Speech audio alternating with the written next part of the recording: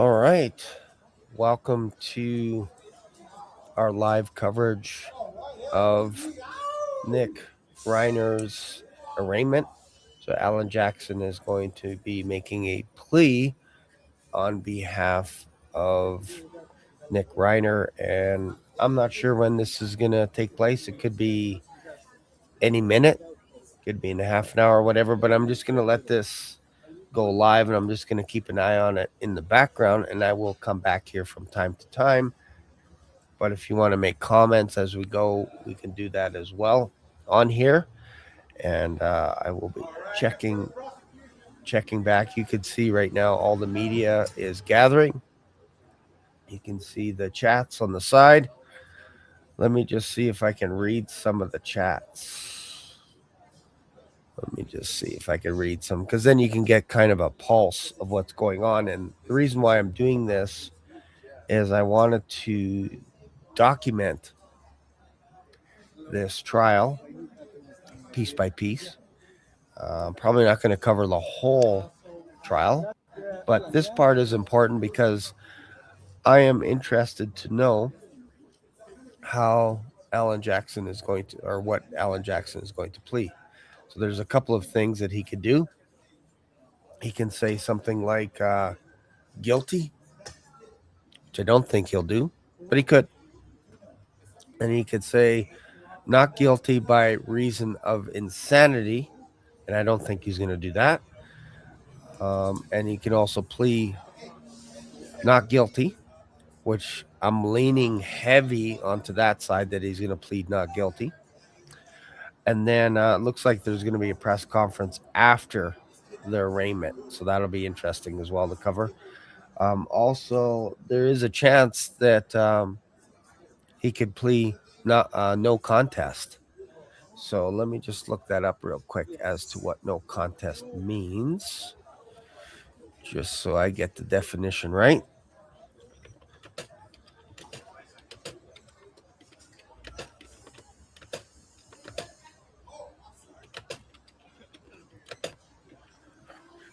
Let's see here. So no contest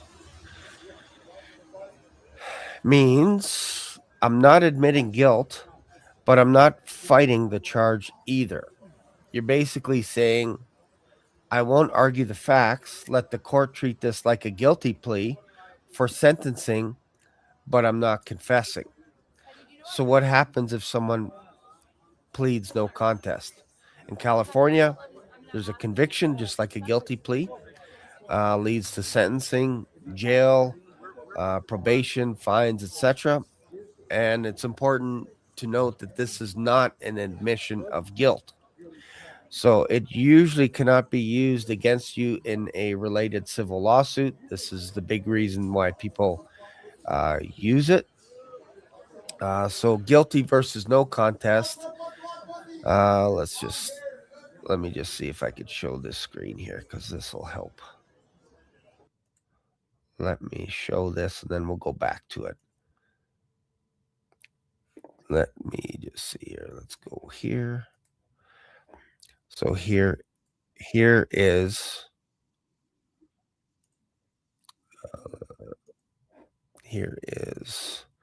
guilty versus no contest, which again, this is an option. Admits guilt is a guilty plea. No contest does not admit guilt. Guilty plea is conviction.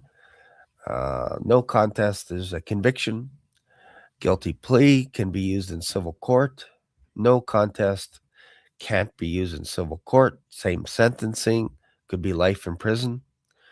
From the judge's point of view, there's no difference at sentencing. From a legal strategy point of view, there's a huge difference. Why lawyers use no contest in LA? Defense attorneys often recommend no contest when a civil lawsuit may follow, wrongful death, injury, damages. The defendant wants to limit public admissions. Evidence is strong, but admitting guilt creates extra legal exposure. The case involves media attention or reputational risk. It's very common in high-profile cases. An important detail, California specific. In felony charges, a judge must approve a no contest plea. It's not always automatic. Bottom line, a no contest plea in LA means I'm accepting the court's punishment without saying I did it. And then there's also, let's see, if you want, I can also explain why prosecutors accept it, how it affects appeals, or how media misrepresents what it actually means. Let's do it. So now we're going to see how the prosecution can use this. Perfect. Okay, so why prosecution accept a no contest? It's a guaranteed conviction, no trial risk, no jury, no surprises, no mistrial, saves time, money, and political exposure. Victims get closure faster. Sentencing proceeds immediately. Prosecutors do not need a confession or secure punishment, they need a final judgment. So when the defense says we plead no contest today, the DA hears the case is over, no appeal circus, no trial drama. That's why they often agree. How no contest plea affects appeals. This is critical. When someone pleads no contest, they waive most appeal rights. They cannot later argue factual innocence. They cannot challenge evidence that was never tested at trial. However, they can still appeal, which is interesting, on limited grounds, such as constitutional violations, ineffective assistance of counsel, illegal sentence, court lacked jurisdiction. So a no contest plea locks in the facts, but not always the law. And why it's often used, the defense wants certainty now, but still wants a narrow legal options later. Why media gets this wrong on purpose or out of ignorance. Here's the sleight of hand. Defendant pleads no contest, effectively admitting guilt. That is legally false. What the media does, they collapse the conviction into confession. They imply moral guilt. When the law explicitly avoids that wording, they frame it as an admission to shape public opinion. Why? Because admitted guilt sells better than procedural resolution. Nuance doesn't trend. Fear certainly equals clicks. Legally speaking, a no contest plea is silence, not confession. So, why high profile defendants prefer no contest, especially in LA? This plea is common when media attention is intense.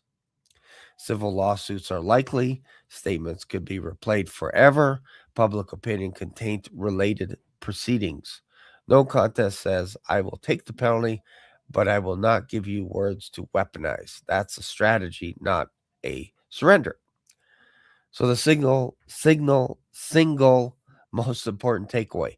Here it is, plain and simple. No contest means the court can punish you, but the world cannot quote you saying, I did it. That distinction matters legally, financially, historically. If you want, you can apply the framework. No, that's good. Good. Thanks. All right. So hopefully that makes sense. Let's go back to arraignment. Let's get some audio going here. All right. So there, the press are on the outside. So, which is interesting. That tells me that there's going to be a press conference after the arraignment, after the plead. So we'll watch this as it happens as well. So I'm just going to leave this run. I got a couple of things to do. Maybe what I'll do is I'm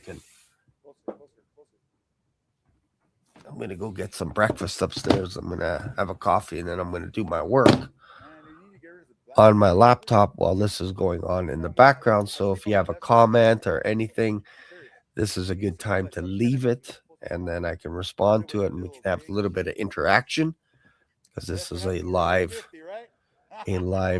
presentation. So and just tell the world that there's a new sheriff in town. Why would they have the mics live? Why would they have the mics live? And now look at this. See, I always set the trend. I start doing, look at that, man. So bizarre that they would allow that. I'm shocked that the authorities will allow this guy to walk up to the mics and start swearing and cussing. Weird, right? That's the world we live in, folks. So what I'm going to do is I'm going to mute that for now while everybody gets all excited about that. Let me read some of the comments here. Something tells me that a child with a parent who chooses to watch this with them have heard the word before. I'm not going to comment on the signs anymore. It's fruitless. Sign is inappropriate. Exactly. Stick to the trial. The press is like a swarm of vultures. Exactly. Guilty, people are saying. Unless you understand severe mental illness, then addiction, then you can't understand. Someone else said, I can see a movie being made of this whole schmozzle. Will this be televised? I wouldn't doubt if Nick confessed immediately. And the reason why I'm saying this is the pulse. This is what people are actually feeling right now. They're feeling this. So I'm not trying to deny any of that. Good morning, Team Joy. How are you today? So they are, again, we're not trying to deny people's feelings at all. But I've heard people tell me that, oh, it kind of looks like nobody's saying he's guilty. And I'm like, 99% of the people out there are saying he's guilty right now. I'm just reading the comments to you so that you guys can know what the pulse is, so that you can't come back at me later and say, oh, yeah, everybody knew that he was innocent, Shane. Because right now, that's not the pulse. The pulse is he's guilty. The key should be thrown away. So look at this. Nick needs to plea quietly. How can you kill your parents? Guilty unless you understand. Let's see. Let's go down. I wouldn't doubt if Nick confessed. Thousands of parents in America deal with this reality, sadly. It's terribly sad. Even with Alan Jackson, there's no way out of this for Nick. What an evil creature. If people decide to fund and live with people using hard drugs, they get what they get. In other words, they get what they deserve. We must know and learn and follow law and order. No excuses for bad behavior. He's not evil. He's ill. He won't get away with it, but he belongs in a mental institution. Again, if you don't live this, it's complicated. AJ is just trying to get him into a state hospital. Let's see here. I knew he was demented and dangerous. Rob never believed how he would cross the line of demonic. I wonder if he's hit him yet. They are gone. They won't be back. They knew, but never imagined. Like, it goes on and on and on, folks.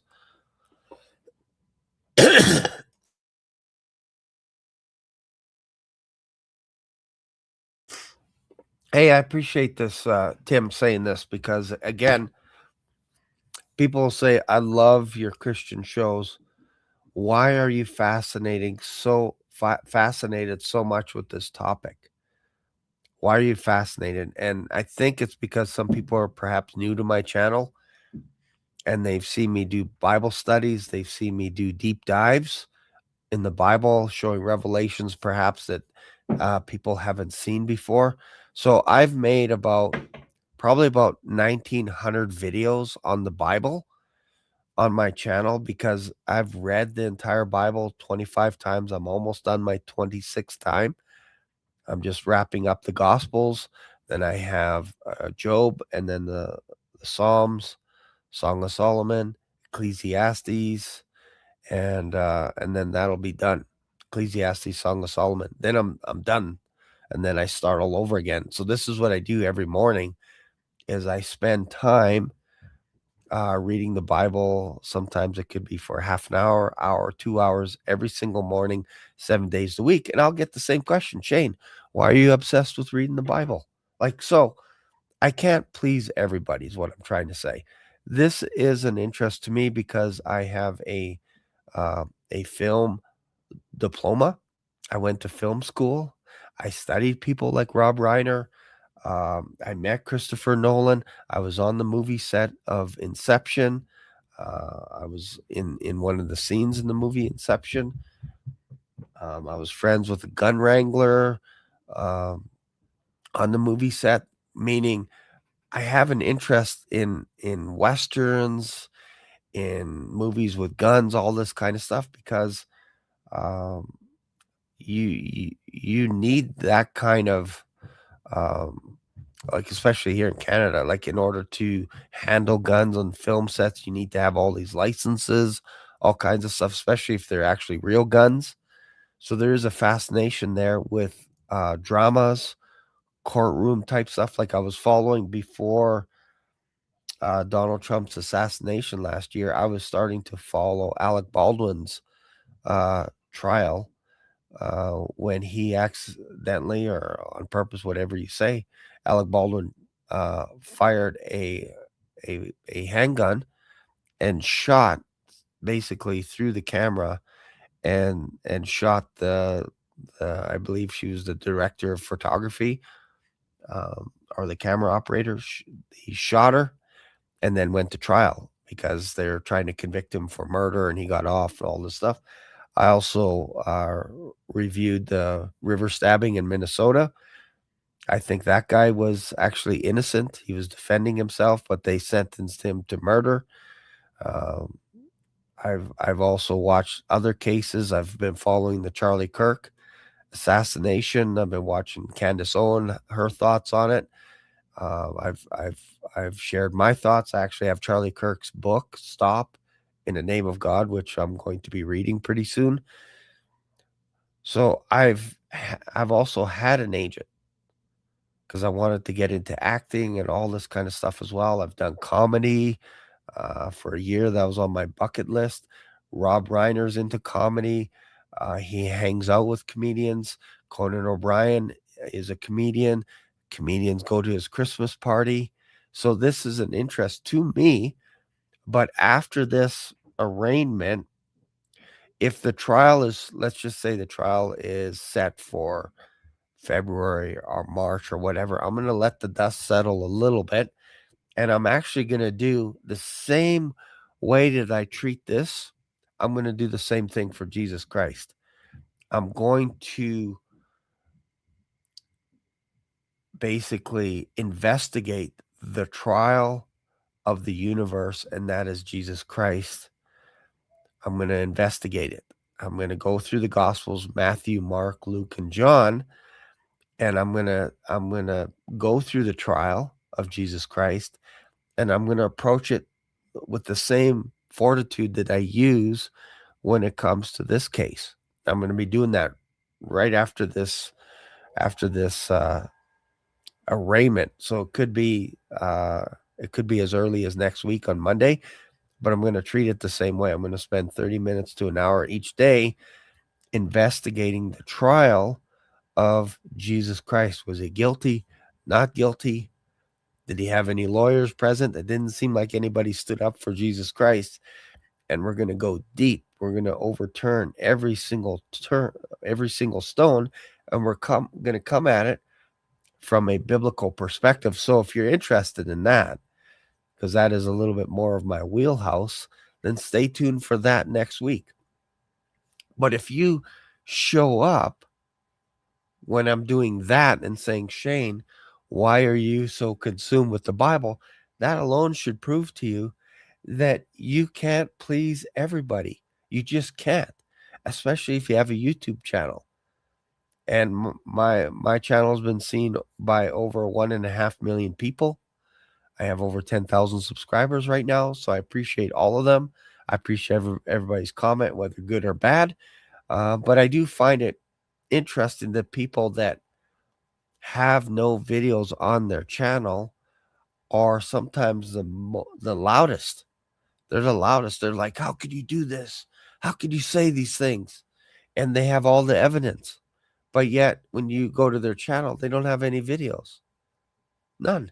And it's like, why are you afraid to make a comment? We live in a free and democratic state, country, nation, both Canada and the US. Like, I'm free to have opinions. So are you. But some people are afraid to do a live stream. They're afraid to put something out there and say, look, I believe that Nick Reiner is innocent. I'm okay to be wrong, folks. I'm okay with it. I'm okay with you guys beating me up for a long time after that if I get this wrong. I'm okay with that. I really am. I'm okay. Sometimes it's okay to be wrong and admit you're wrong. But right now, my conviction is Nick is a patsy. He's being framed and he can't speak for himself. So Alan Jackson is going to be doing the speaking for him. And we'll know. Like we'll know in the next half hour, whatever, what Alan Jackson is going to please. So if you have a comment, it's anytime. It could be anytime. I believe the last court appearance of Alan Jackson was around this time, anywhere between now and 1 o'clock. So I'm expecting it's going to be the first thing this morning. Like it's 10 o'clock my time. I'm thinking probably in the next. I'll be surprised if it's in the next hour. I think it'll be earlier. I think it'll be in the next half hour or so. But if it's an hour or whatever, I'm just going to let this go in the background. Obviously, I got my own stuff to do, but I'll be around. I'll be around. And I think it's important to have people post their comments. And I might even, can I even run a poll?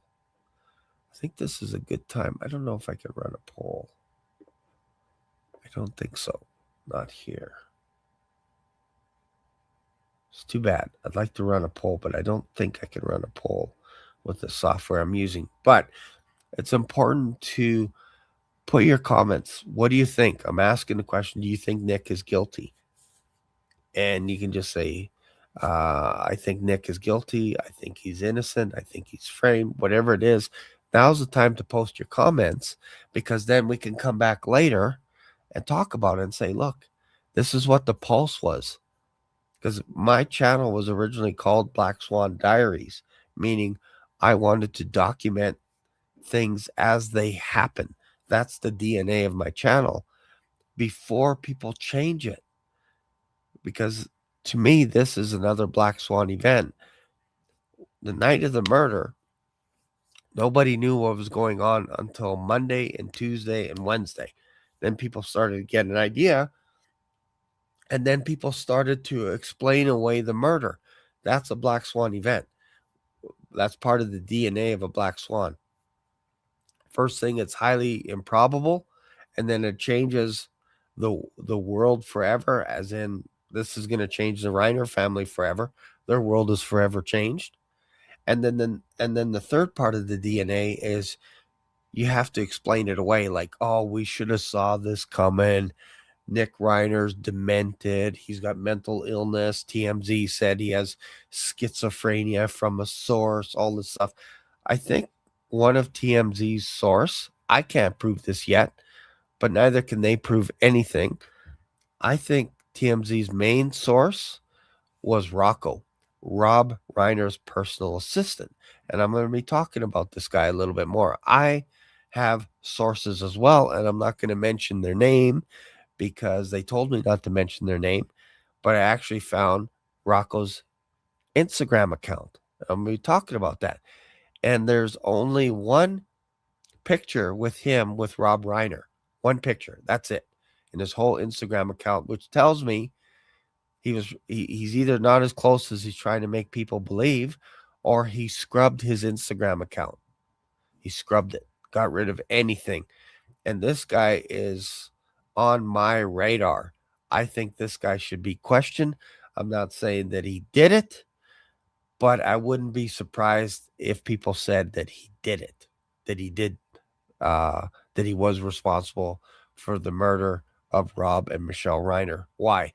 Because he has access to the codes, meaning he can get in and out of the Reiner residence without anybody raising any flags. And he has a relationship with the Four Lions security company, which also works with hotel management, meaning they can get celebrities in and out of hotels without you being aware that they were there. That's how good these guys are. And they're good with alarm systems, meaning if Rocco said, hey, take the night off, The Reiner family's at a Christmas party. You guys don't need to work this weekend. I got it under control. Rocco could go in there, turn off the cameras, turn off the surveillance, and then do his thing with the Reiner family, with Michelle and Rob, and nobody would know anything because he has clearance. He can get in and out. But it's weird that on the night of the arrest of Nick, Rocco shows up and says, uh, if you need access to the house, I could let you in. And the police are like, wait, what? Who are you? Oh, I'm the assistant, and I have friends everywhere, and you need to tell the family that Rocco is here. And he's got uh, skulls with crosses all over his shirt. He's got tattoos over his arm, which looks like names of people. And nobody knows about this guy. Like, he has no contact with Romy, with Jake, none. And he's telling the LAPD, make sure and tell Jake and Romy that I'm here. He never mentioned Nick. And the reporters didn't know anything about Nick just yet. But he did. He knew that Nick was being framed. And I think this is the source that TMZ is using against Nick. Hey, Michelle had a dying declaration, don't you know, in the ambulance. She said to Romy, Nick, your brother did it. That's what TMZ said. And it was wrong. So who's your source that is lying? She never gave a dying declaration. She was found dead by the paramedics. Romy didn't even find her mom. All she found was her dad, and then ran out of the house, and her boyfriend, Alex, called 911 for her. And I don't blame him. She called Billy Crystal, a close friend. And there's rumors speculating that Billy Crystal was at the site of the Romy residence before the murders. So, guaranteed Billy Crystal's going to be subpoenaed if this goes forward to trial. Guaranteed Conan O'Brien's going to be subpoenaed. Bill Hader and anyone else at the Christmas party, because that's all they have on Nick Reiner. That people said that he was crazy. That people said that he was dangerous. Well, for Alan Jackson, if you say those words, he's got to subpoena you and have you on record saying, what did you hear at the Christmas party? And if nobody testifies, then they're going to toss it out because there's no witnesses for the prosecution. The prosecution needs witnesses. Because if somebody's saying, I saw Nick Reiner with the knife, then you need to have that guy stand trial. You need to have him as a witness to say, I actually saw Nick walking in and out with evidence, with a knife, with blinds, with curtains, with bed sheets, and brought him to his hotel, which is weird when you think about it. Because when he checked in at his hotel, he had no blood on him, nothing. So when did he wash off? When did he clean himself up? When did he look normal?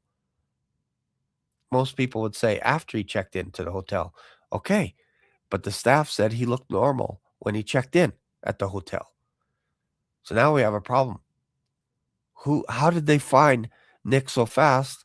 Unless perhaps it was Rocco, Rob's personal assistant, that said, hey, Nick checked in at this hotel. You might want to put him on your suspect list. This guy is suspicious, especially if Rocco got fired by Rob Reiner earlier, because there's no record of him being employed with Rob Reiner recently, and the media doesn't even know who Rocco is. They don't even know this guy. And Rocco shows up in front of the LAPD and says, hey, tell the family I'm here. Why don't you tell the family? Because you have a thing called a cell phone, and you can call Romy. You can call Jake. You could call Tracy. You could call Billy Crystal, because they were close friends with Rob Reiner, and you could say, I have some bad news for you. But where was he? He was nowhere to be found on Sunday. That is suspicious to me. He shows up the next day with a limp, and it's weird. It almost feels like this guy got injured because he was trying to wrestle Rob down to kill him. And there is no record of their throats being slit. None. Nobody at the LAPD has said that Michelle and Michelle and Rob Reiner had their throats slit. That's only the media. That's only TMZ saying this stuff. And then LAPD pulls the autopsy from the public records for some reason. It wasn't the medical examiner that did this. It wasn't Alan Jackson that did this. It was the LAPD. Why? They probably have to get their story straight, because the media ran wild saying that Nick slit both their throats in their sleep, both Rob and Michelle Reiner. And now we're slowly starting to find out that maybe that wasn't true, that maybe they were in different rooms. Maybe they were attacked at different times. Maybe Nick actually booked a hotel close to the home because he wasn't allowed into the home because it was under investigation, so he stayed close by. And now we're learning that Romy didn't say that her brother was suspect, that the LAPD should put him as the top at the top of the list for him being a suspect. In fact, what she said was, Nick lives here as well. Could you please let him know that our parents were killed? That's it. That's all she said. And TMZ ran with it, saying that he should be guilty. Why? Most likely because he can't defend himself. I'm telling you, this is all fishy stuff. And I'm telling you this stuff beforehand, because if it comes out that Alan Jackson says not guilty, we got a trial. This is live right now. How can this be a rerun? Are we live? Yes, we are live. It is 10:05 a.m. my time. I'm just kind of giving you a recap of what I've been saying for the past 2 weeks, as some people have been saying it's confusing. Isn't Nick innocent? And I've been saying from day one, he is presumed innocent until proven guilty. He's presumed innocent. That is your system in America. This is what you guys believe. This is what your soldiers died for in other countries, is for your First, Second, Third, Fourth, Fifth Amendment. Like, you guys have more rights than anyone else. So you have the right to be silent when you're arrested. That's not an admission of guilt just because the LAPD arrests you. The reason why they're arresting you is because they think they have enough info on you to detain you and to hold you until a trial is set. They have to make sure that their ducks or their swans are all in a row. Otherwise, this is going to get tossed so fast. It'll get tossed so fast. And this dopey guy is allowed to go up to the mic. It's crazy. Crazy. Yeah, so to catch you up, from day one, I've said Nick Reiner has been framed or is innocent. He's a patsy. From day one, I said this right out of the gate. 99% of the media said he's guilty. You should throw away the key. You should execute him before trial. 99% of the media said this. I was the only one that said not guilty. And then Alan Jackson jumped on, and I got all excited because I've watched the court case of him with Karen Reed, who got tried and sentenced because they thought she ran over her boyfriend, who was found dead in front of another friend's home. And they said, look at this body. It's been run over. It must be Karen. So they sentenced her as guilty. The jury found her guilty. And then Alan Jackson came back on and retried her. And they found her not guilty because the guy was actually beat to death by some people at a house that he went to. And then they took him outside, threw him on the lawn, and said that he was run over by his ex-girlfriend, Karen. And the jury didn't buy it. They didn't buy what the prosecution was throwing down. They were lying. They were hiding footage from the public, saying that they didn't see any surveillance. All like it was crazy. So that basically she was found not guilty because all you need is 1% of doubt, and you have to throw the case out. You have to throw it out. All right, so I think we're probably a few minutes away. I'm just gonna go grab a cup of coffee, and I will be back. Hopefully that catches you up a little bit.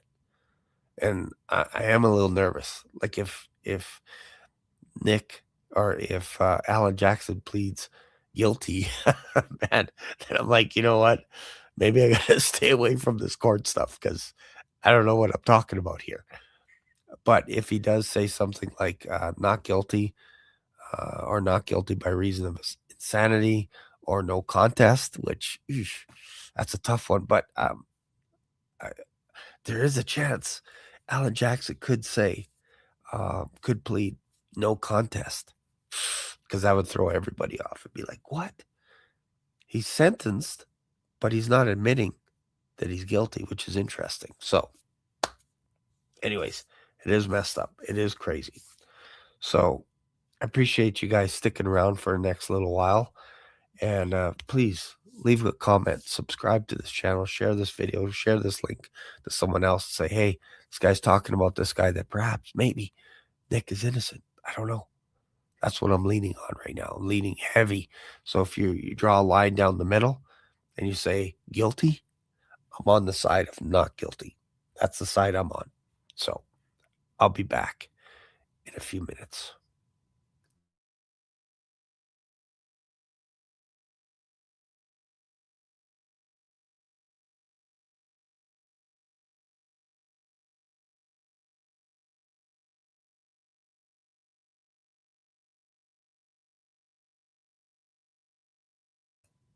Let me get rid of this one, actually. There we go. Okay. Okay, so I'm going to leave this. I'm going to mute my mic, and I will be back.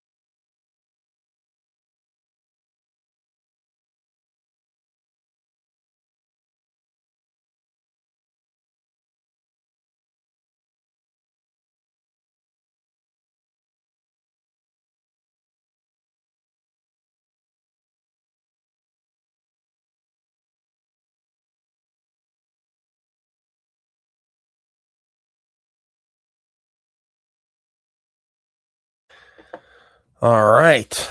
I'm back. Woohoo! I had to do that just to make sure you guys know that we're live. All right. So, what I'm going to do is while we're waiting on this, I wouldn't mind actually bouncing around a little bit if you guys are okay with this.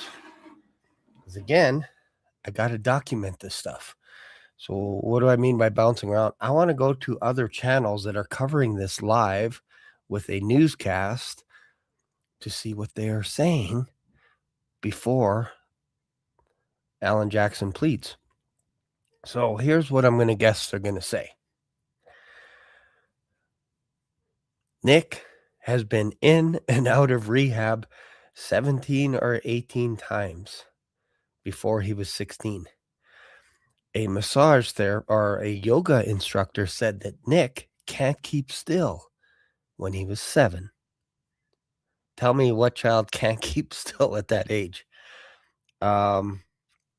He said in a podcast that he actually destroyed his guest house one time and that he went crazy. He said, somebody said in an interview, you don't seem crazy. And Nick says, oh, I can get crazy. And Rob Reiner laughs, as in they got a sense of humor, not meaning that meant that he kills people. But this is what they're going to say. Didn't you know that TMZ said that he has schizophrenia, that he's crazy? So these are the things that they're probably going to say. He's mentally ill. They're going to, Alan Jackson will most likely say not guilty by reason of insanity. This is me guessing because I've heard it all for the past 2 weeks, arguably 3 weeks. I've heard the same thing since day one. Nothing has changed. In and out of rehab. He was addicted to everything. He was on meth. That's why he appeared calm at the hotel. He was on meth. That's why he was aggressive at the party. Bill Hader said he was giving him 1,000-yard stare and he was acting crazy and wild. People were going to call 911, but Conan O'Brien said, no, don't do that. So this is what you're going to hear.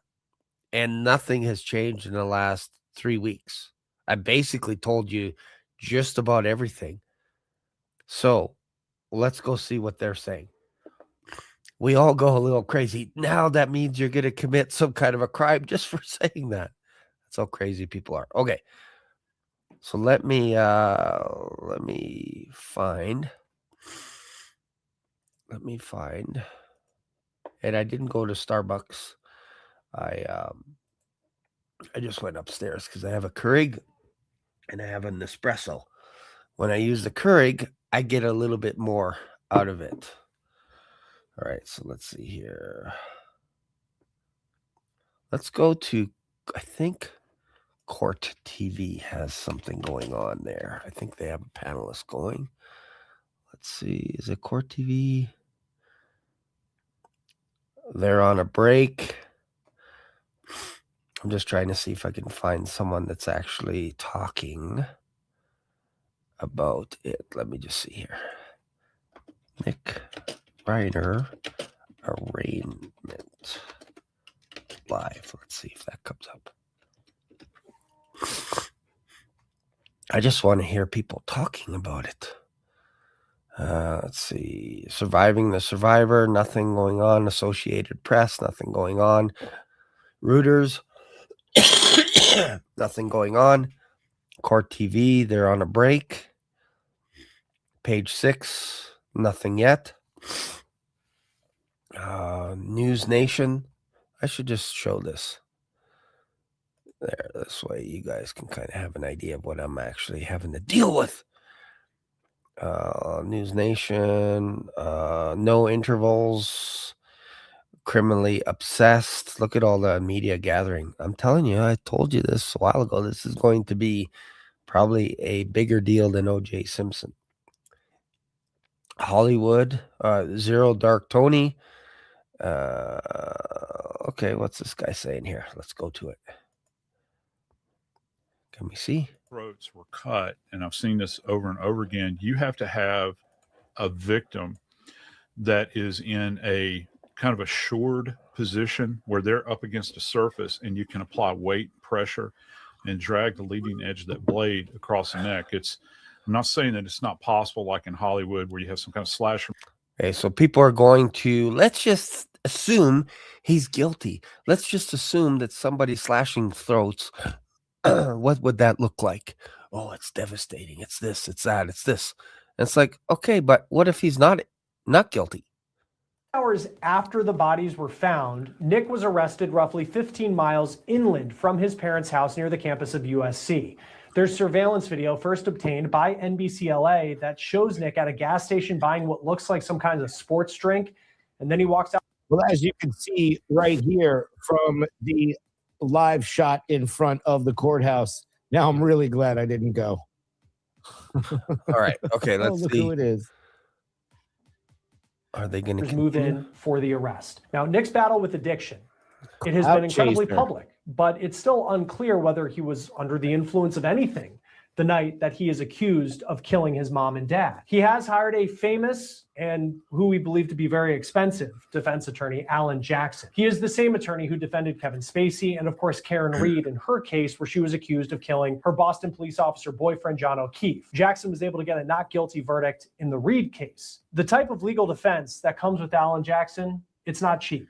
He once told Vanity Fair that the tab for both of Karen Reed's trials, it was more than $10 million. Whoa. Now, he said that he didn't charge her full price. It is unclear what Nick Reiner actually did for work. He wrote a movie with his dad that his dad directed called Being Charlie that came out around 2015, but it doesn't seem like he really did much after that professionally, at least in the world of show business. We did find this YouTube video from Nick that was posted 9 years ago where maybe he's trying to create a character to get into acting. And I don't even care if anyone calls me a Sally because I'm a snail and I'm never gonna fail. And you know what? You're gonna have to bail me out of jail. The video, when you watch it, it's odd. Oh, I haven't seen that before. I've seen parts of it, but I didn't see that part. I've seen it. It's bizarre. And it also just kind of shows you the way that Nick speaks and acts at times. Nope, not true. Again, this is a mockumentary that Nick was working on with his sister Romy. He was pretending that he was a rapper gangster, and so he was in character as his either Jake or Romy was actually helping him shoot this mockumentary because his dad made a mockumentary called Spinal Tap, and they actually Rob Reiner actually did a sequel to Spinal Tap. And a mockumentary is, it looks like it's a real documentary, but it's made up. The characters are made up, the band is made up, all this kind of stuff. That's a mockumentary. It looks like a documentary style, and that's what Nick was doing here. So they use this against Nick to say, oh, he sounds like he's got a weird voice. Well, Heath Ledger had the strangest voice, and people gave him awards because he was playing the Joker. He was playing a character. But they're using footage that Nick made, and they're using movies that Nick and Rob made to use that as evidence that Nick murdered his parents. They're leaping. They're leaping. All right, so let's continue here. See what else they're saying. Now, obviously, this was roughly a decade ago that this video was posted, and still, we don't know much about whether Nick was under the influence of anything at the time. I can attest to that from personal experience. It sure doesn't look like he was. Time that he allegedly killed his. You can attest from personal experience that he looks like he's under the influence. He's making a movie right now, a mockumentary. He's acting. He's acting like a rapper. Again, they're using this footage to build their case. And I'm telling you, Alan Jackson is going to just rip this stuff apart. Like, if that's all you got, like, again, just spitballing here a little bit. Let's put this in the background. If you were accused of murdering someone, anyone, wouldn't you like to have two witnesses to say they saw you do it? Or wouldn't you like to have two pieces of evidence, a weapon, a video surveillance perhaps of the murder underway, or the murder basically caught on video? Wouldn't you like that to show up somewhere during the trial as evidence? If you don't have any footage of Nick arriving with these bags like Rocco did, Rocco was seen, and I showed it on my channel. Rob's alleged assistant was seen carrying bags of evidence from the scene of the crime, being escorted by a security team known as the Four Lions. So if I don't see any video footage of Nick, I don't have to see him stabbing, but I just need to see him holding a knife and walking into his parents' bedroom, then I'm like, guilty. If I don't see any sign of anything like that from Nick being in that home, or any evidence, and I don't hear testimony from Conan O'Brien, from Bill Hader, from anyone else at the Christmas party that they said that Nick was crazy, that Nick was rather aggressive, that people, like, if I don't hear any of this stuff, like, doesn't it seem reasonable to have that? Are we okay with the idea that what the media says goes? Because they said it, that's the law. Like, is that, are we at this point in time where because the media says something first, that we go with it? Like in Proverbs, Solomon said, I'm paraphrasing, everyone's case seems like a closed deal until another presents another argument, and then that one goes away. That's all I've been asking for the past 2 or 3 weeks is, could you show me some evidence? I don't need you to show me a mockumentary.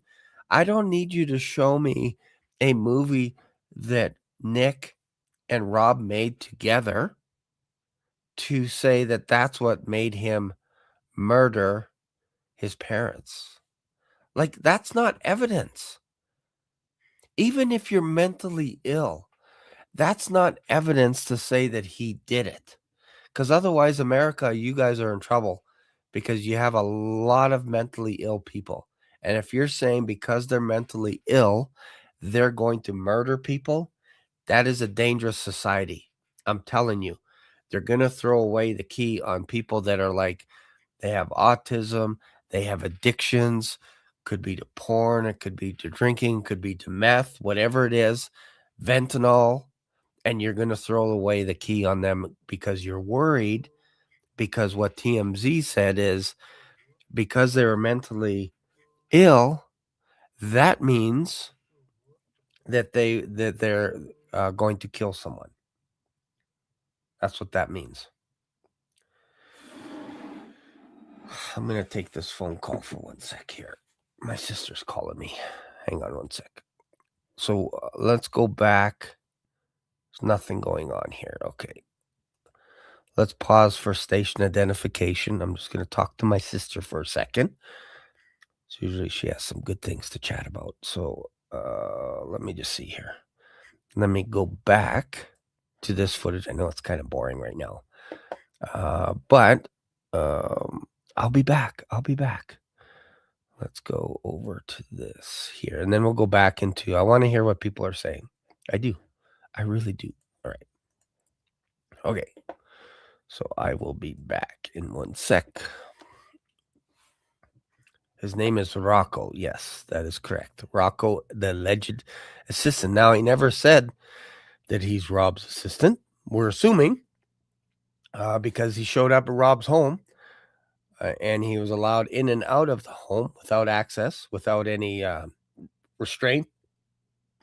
But he didn't say I'm Rob's assistant. He says I'm the assistant. The police was asking him, are you the assistant? Yes, I am the assistant. So you can tie two together and it would be logical that he is his assistant. Now, does that mean he's still his assistant after Rob is deceased? I kind of think you're unemployed. I'm kind of thinking you're unemployed. And why are you able to have access to the home? It's weird, right? Okay, I got to make a phone call.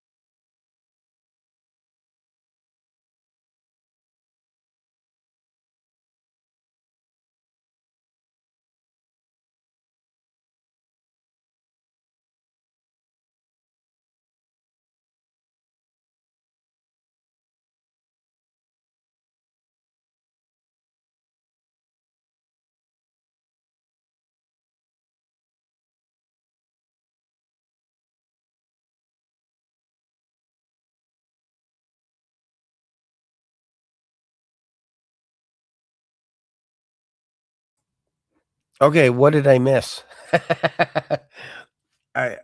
I'm afraid that this guy was probably cussing and swearing. I don't know.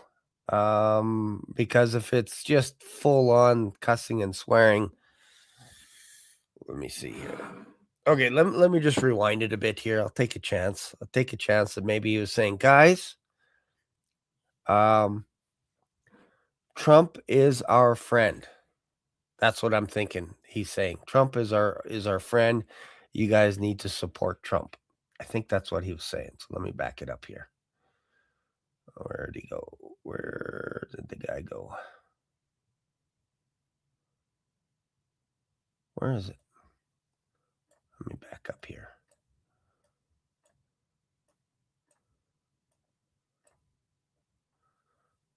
Where did this guy go?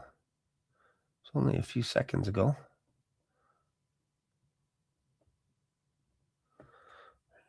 Let me see where he is. I just saw him.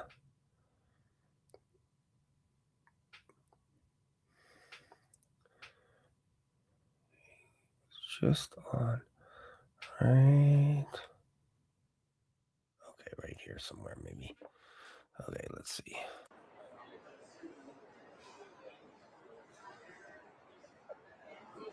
Minutes here. So let's see what this guy is saying. Yeah, the guy's, I guess he's just unaware that he's on. Okay, here he comes. Here comes Dopey Guy. Let's see what he says. Where'd he go? What? Does he come back? He has to come back. I only rewound it 2 minutes. Oh, yeah, okay. This guy comes with the sign, and then Dopey Guy shows up.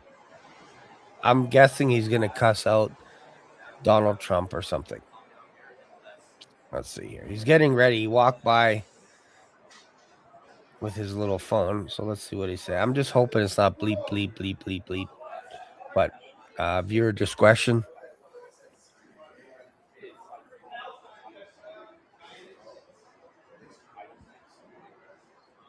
Yeah, just plug your ears. You've been warned. Thank you, everybody. I appreciate you guys coming out for my court case today. Thank you so much. The Church of Scientology is prosecuting me. They are prosecuting me. I just came to court, 6 felonies, hate crimes for putting up flyers for saying Scientology is a cult. In Germany, Scientology is considered a cult. Okay, 6 felonies. I'm facing 25 years. I'm representing. You can find me, Defender of Ants, DOA. My name is Scott Hochstetter, Hochstetter, 16 misdemeanors, 6 felonies. Look it up, Scientology. We've been protesting for the last 2 years. A bunch of activists across the country. Cover this shit. Cover it. Thank you. Oh, he almost fell. All right, so it's about Scientology. Okay, it wasn't as bad as I thought. Watch this guy get a bunch of subscribers. It's actually not a bad move when people are watching this trial to just go up in front of the mic, say your piece, say that you're on a channel, and then have people follow you, So, but that's interesting. He got charged for laying flyers out for Scientology. I'm surprised Tom Cruise isn't here. Maybe defending Scientology or something like that. Yeah, no one cares. That's so funny. All right, so let's go back now to, while this is going on, I'm going to see if I can find a panelist.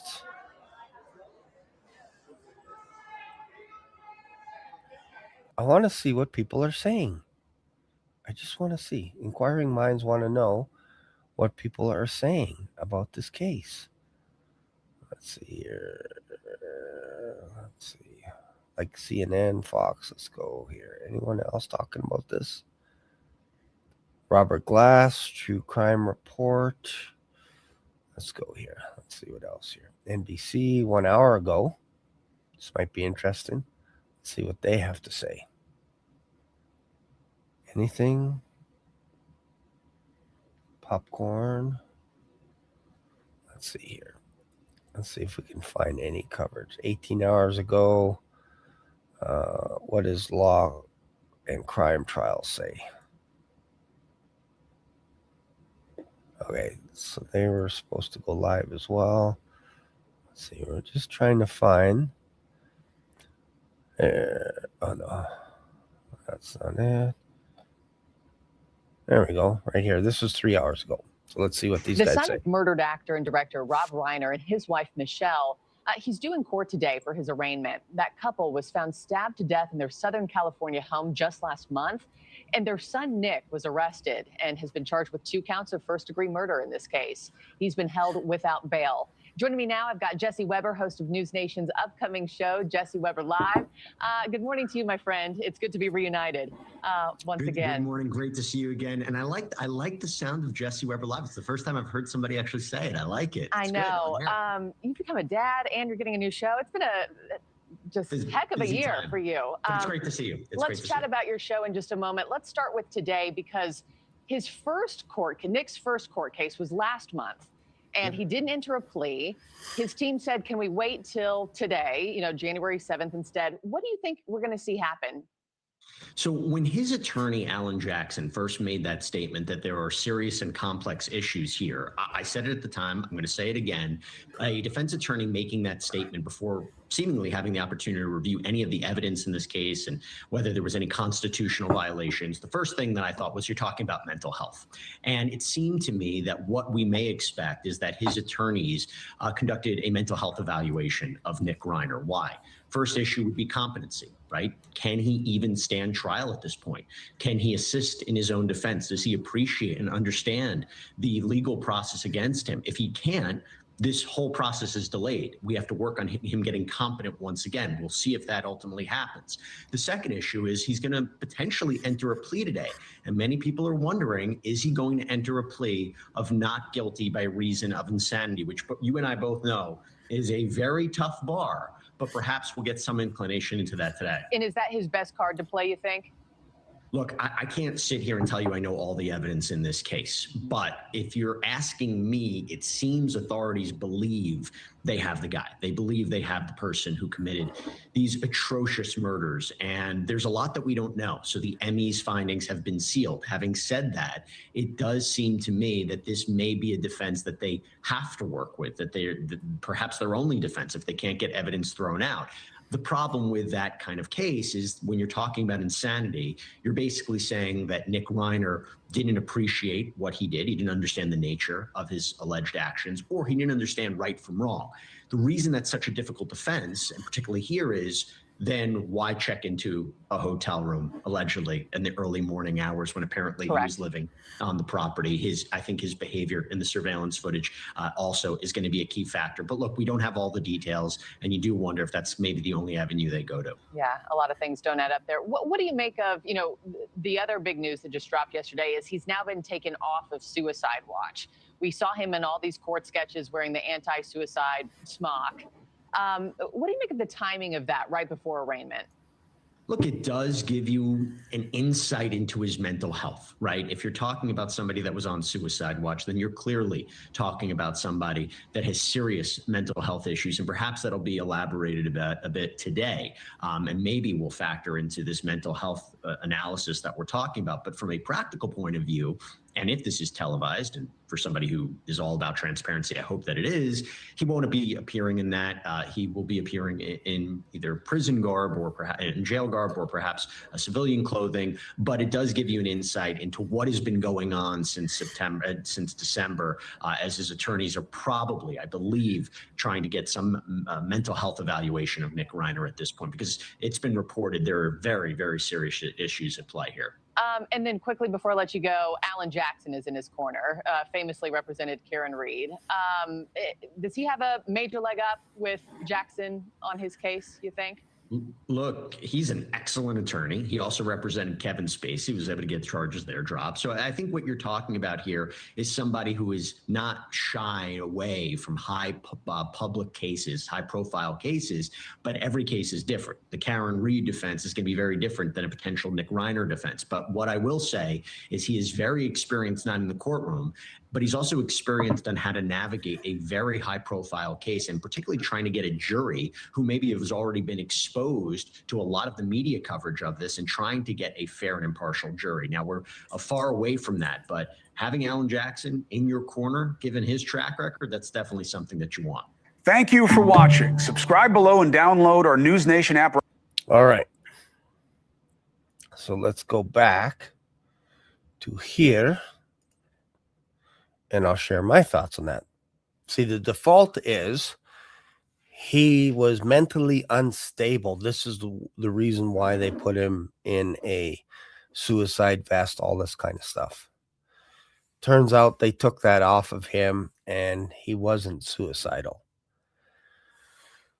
So they're really reaching right now because we're not giving a lot of information. All I'm doing is, for the past 3 weeks, is saying, look, there could be a chance that Nick is not guilty, that Nick is innocent. Kind of seems like something is, oh, this guy, I know this guy. This guy is from, oh man, LA News or something. I've seen him before. I've seen him in front of the Reiner home investigating. So let me see if we can hear them.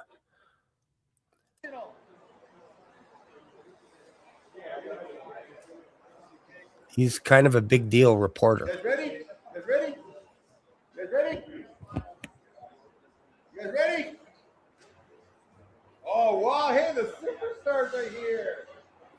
Yeah. So when the big deal reporters show up, this is where it becomes a little bit more interesting. All right. Let me turn this down a little bit so you can still hear it, but you can hear me talk. They reach to the mental instability of Nick. You might be shocked when he shows up in court in a civilian outfit, like an ordinary suit or something. You might be like, whoa, this isn't the guy that they showed us. He's clean cut and all this kind of stuff. He doesn't look like a murderer or whatever. That's done on purpose, obviously, for the defendant, because they don't want you to be like, oh, yeah, guilty, guilty, guilty. So to me, they will dress him up proper, kind of like Kevin Spacey, Johnny Depp, Karen Reed. They were always dressed appropriately, not rags. All this kind of stuff would be my guess. So I see a little bit more commotion. People are running. So that tells me we're seconds away. So let's just watch, and I'll share my comments as we go. Still got a couple minutes here, but it looks like people are getting ready for something. I'm actually surprised that they're not showing us inside the court. It's kind of weird, but maybe. Yeah, so I like to show what people are saying, because this again gives you the pulse of what's actually happening, not just my narrative. Because if you hear it from me, you're going to be like, well, that's just Shane's point of view. He's saying that they were all against Nick Reiner. And I'm like, I'm trying to show you that, yes, most people were leaning on the idea that he's mentally crazy. So if Alan Jackson says we're pleading not guilty by reason of insanity, that is a whole different ballpark. But if it's not guilty, which is what I think Alan Jackson is going to say, we're going to trial. If it's no contest, that means Nick is accepting what is before him, but he is not saying that he's guilty. He's accepting, I guess, what the court has agreed to, the sentencing, whether it's, I think no matter what happens, I'll be surprised if they go down the road of not guilty by reason of insanity. I don't think he'll be put behind bars for life. I think it'll be more leaning toward a mental institute or something like that. Maybe 10 years in prison. Don't know. I'm just really guessing. But if it's not guilty and we're going to trial, man, this throws out everything that the media has been saying to us for the past 30 days. And nobody's saying anything about what happened during the party. All we're getting is allegations. He said, she said, and really the majority has been Bill Hader had a problem with Nick. And then the second thing was that Conan O'Brien stopped people from calling 911 because Nick was out of control. So if that's the case, if that's your only evidence that you're leaning on, then you need to subpoena Conan O'Brien and you need to subpoena Bill Hader. And Bill Hader will not want that. No celebrity in their right mind wants to spend a year at trial when they have stuff to do. I think I saw Alan Jackson in the background. I think I saw him in the window. So let's just see here. I'm nervous. I got to tell you, I'm nervous, folks.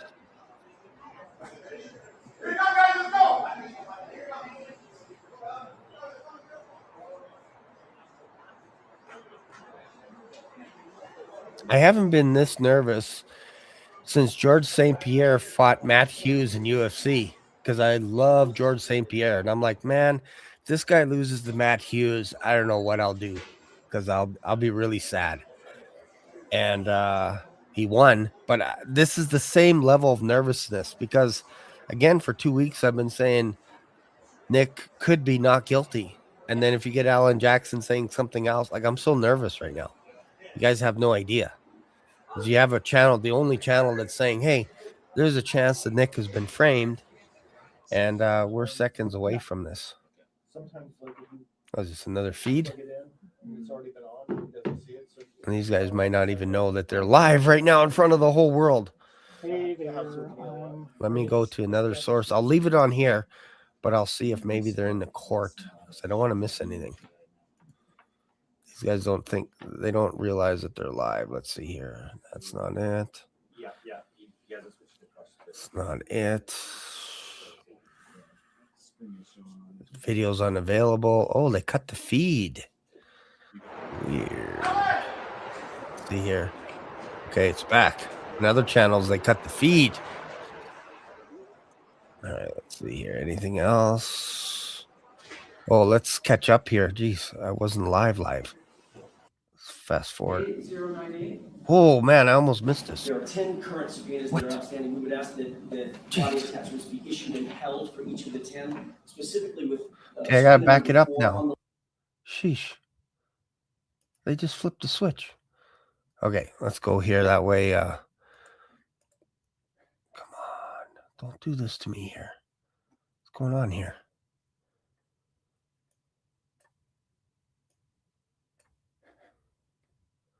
I think the feed was cut for a sec here.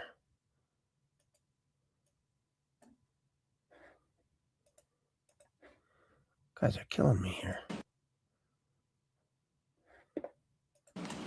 Okay. I'm counsel for number 10, and we do object to issue if that would resolve the court's concerns about retaining jurisdiction. However, we see no reason, given our appearance and the fact that we are here to issue a rule of body attachment. What is going on here? In council number 10's statement, I don't see the necessity for issuing a body attachment. I too will stipulate the jurisdiction without necessarily waiving any objections we ultimately may make. But 8098. Good morning, Your Honor. Alan Jackson. Okay. Mr. Reiner, who's present in court out of custody. I'm sorry, in custody. Thank you. good morning, Your Honor. Habib Balian for the people. Oh, okay, so we're all caught up here. This is the start of it. I'd like to address in chambers in dealing with the 10 subpoenas that are outstanding. There are 10 current subpoenas that are outstanding. We would ask that body attachments be issued and held for each of the 10, specifically with subpoena number 4 on the list and subpoena number 10 on the list. Counsel for both of those individuals or those parties have appeared in court. They're here with us today. We have no principled objection to an extension of time for them to comply with the subpoena, but to maintain jurisdiction, we would ask that body attachments be issued. I don't have the list. I'd like to get a copy, and I haven't seen the proof of service, but I assume the court. Counsel for 4 and 10 present. Yes, Your Honor. I'm not sure which number I am. Number 10. I'm counsel for number 10, and we do object to issue if that would resolve the court's concerns about retaining jurisdiction. However, we see no reason, given our appearance and the fact that we are here to issue a rule of body attachment. Counsel for number 4. Okay, there are 10 subpoenas so far. necessity for issuing a body attachment, I too will stipulate the jurisdiction without necessarily Sounds like waiving any objections we ultimately may make. I'll talk But about this given in a my minute here. commitments to the matter, I don't see the necessity of having a court order issued against an individual in this circumstance.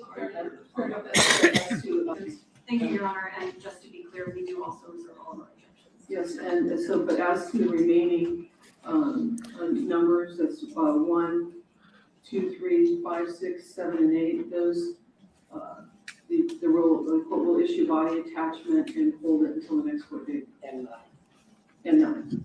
thank you. We have no objection to counsel's representations, given the fact that both have graciously submitted to jurisdiction with regard to 4 and 10. We think that's appropriate. Thank you. Once again, the court will issue and hold the read 5, 6, 7, 8, and 9. Thank you. Until the next hearing date. And we'll Does the court have a list? It does. The court will seal that list as well. We've asked People have a copy, Your Honor? We've asked that the court seal it specifically because it is ongoing defense investigator data or evidence that we recover and get. Okay, so they got a list of 10 people that they're going after to be subpoenaed. He wants to secure that. Comply with all discovery obligations at that time. Can you address the counsel's request? Don't leave town. That's the point. We think that should not be done because that would implicate ongoing investigative efforts by the. Yeah, he has to enter a plea, I believe. Right to a fair trial and his right to maintain his investigation with some level of confidence or confidentiality, I should say. But at this time, the court would just seal it until the next court hearing date. Thank you. And how else would you like to proceed? Your Honor, at this time, I, on behalf of Orton Jackson and Quinn, and with Mr. Reiner's understanding and consent, would ask to withdraw as counsel of record based on the conversation that we've had in chambers and the explanation that we've provided to the court in chambers. We feel that we have no choice at this juncture but to withdraw as counsel and has to be relieved. The Public Defender's Office has been notified. We've had conversations with them. They are here, they're staffed, they're ready to take over. My understanding is they are ready for the appointment immediately, forthwith. Good morning, Your Honor. Kimberly Green from the Public Defender's Office. That is correct.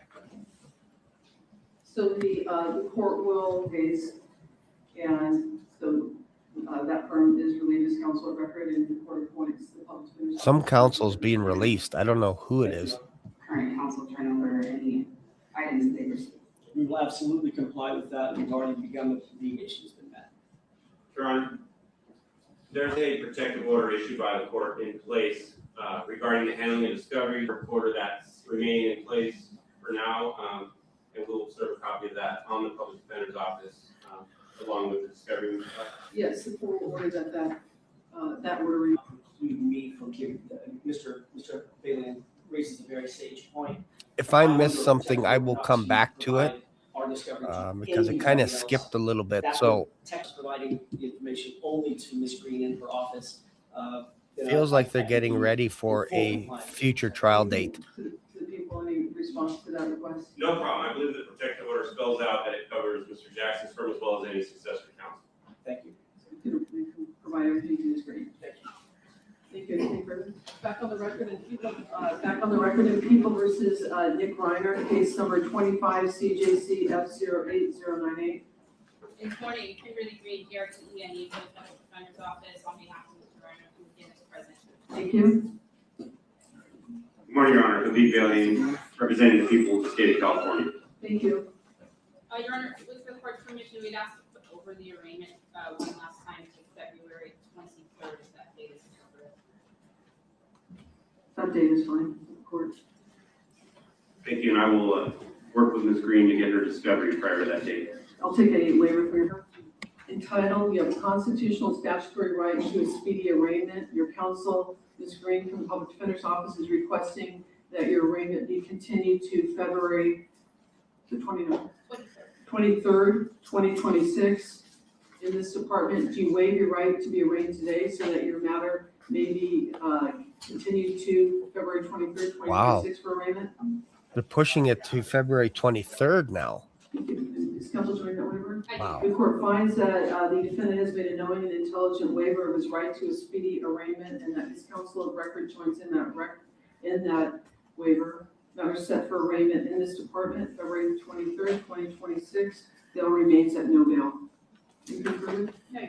Okay, thank you. Thank you. Thank you. That's the end of that one. All right. So I'll loop it. So let's see. Now they'll come out and explain it to the public, but it sounds like that they're needing time to subpoena 10 actors / celebrities properly, and they're not basically not allowed to leave. He was asking for body attachments, meaning I think they have to be tracked all the time. I don't know. I'll have to look that up. But there's 10 people that Alan Jackson is looking at right now to subpoena, to investigate, to talk to, all this kind of stuff for the trial. So there's 10 people.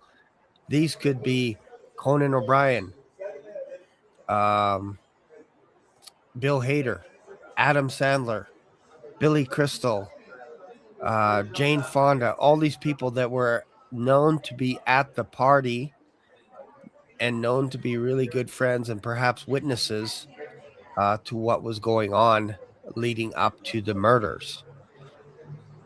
I wouldn't be surprised if Rocco is subpoenaed. I would subpoena him first. So no plea right now, just basically no bail for the next month or so, but he's taken off suicide watch. So I think he'll be in good hands, because this is where I believe Robert Downey Jr. spent time, Britney Spears spent time, other celebrities as well. So once you're taken off that suicide watch, I think you're going to be taken care of until, meaning you get your meals, you get all kinds of stuff. You just probably don't get access to the public. So that's interesting in itself, that there is no plea.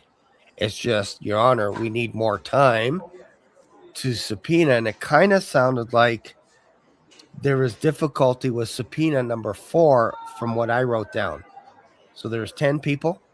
They all got a number, 1, 2, 3, 4, 5, 6, 7, 8, 9, 10, but number 4 was a problem.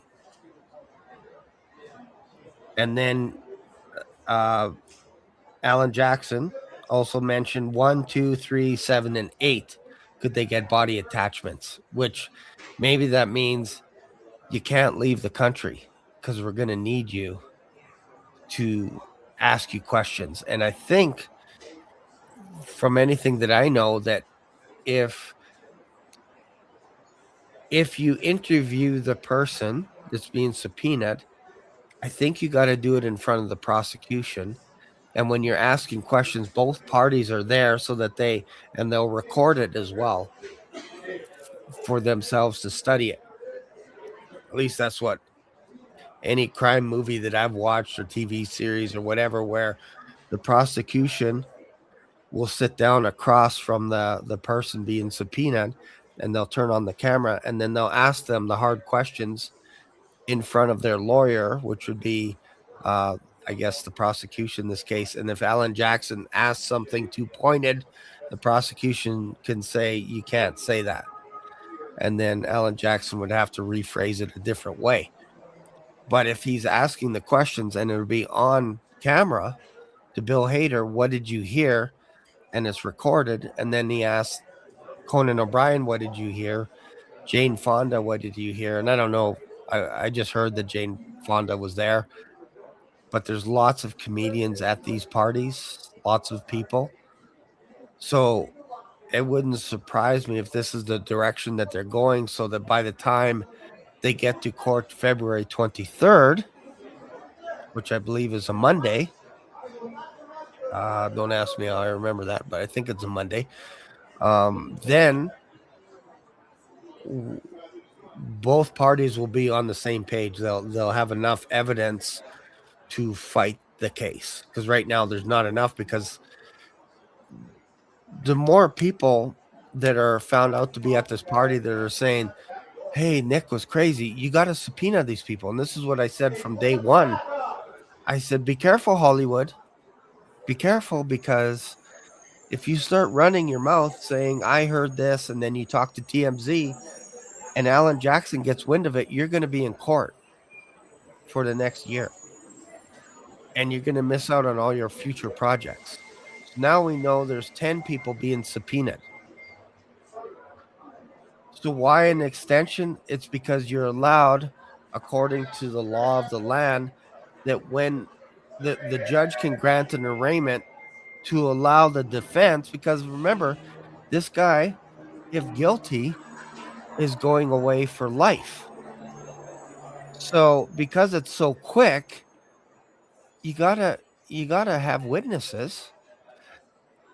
And that tells me that there were no witnesses at the beginning, but now anybody that was at the Christmas party, they're on watch, as in they could be subpoenaed. It wouldn't surprise me if more than 10 people will be eventually subpoenaed. But right now, Alan Jackson has 10 people that he's going to interview and ask them the hard questions. This is all part of it. Like if Nick had waived his right, if he had not waived his right to a speedy recovery, this trial would be happening already.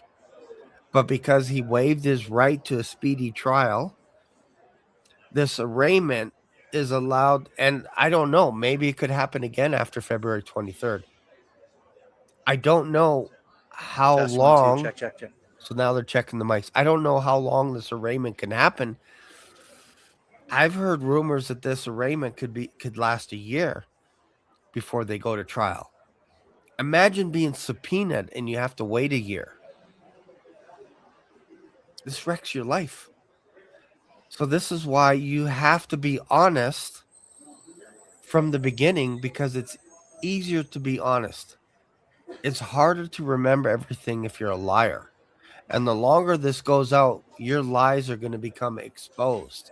It's way easier to just be honest at the beginning and say, you know what? I was never at the party, or I never heard anything.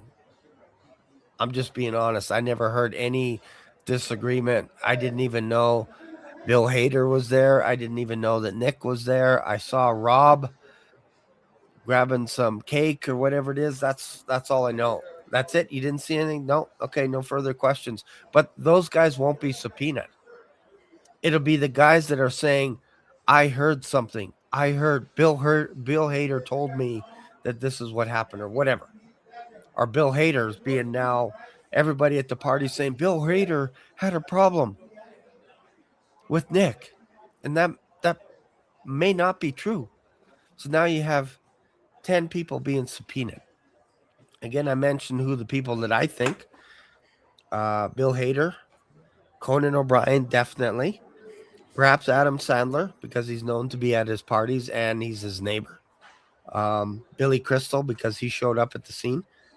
He's a good friend of Rob. He would have most likely been at the party, just guessing. And Billy Crystal's wife may be at the party. Romy might have been at the party. Jake might have been at the party. Tracy might have been at the party. Tracy is a daughter of Rob and Penny Marshall. Rob Reiner, Penny Marshall. Other people. Jane Fonda, I mentioned, might have been at the party. We don't know.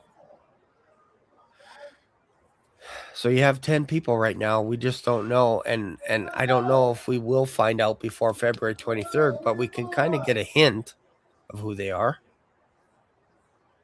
So other people's answers can play a role in entering a plea.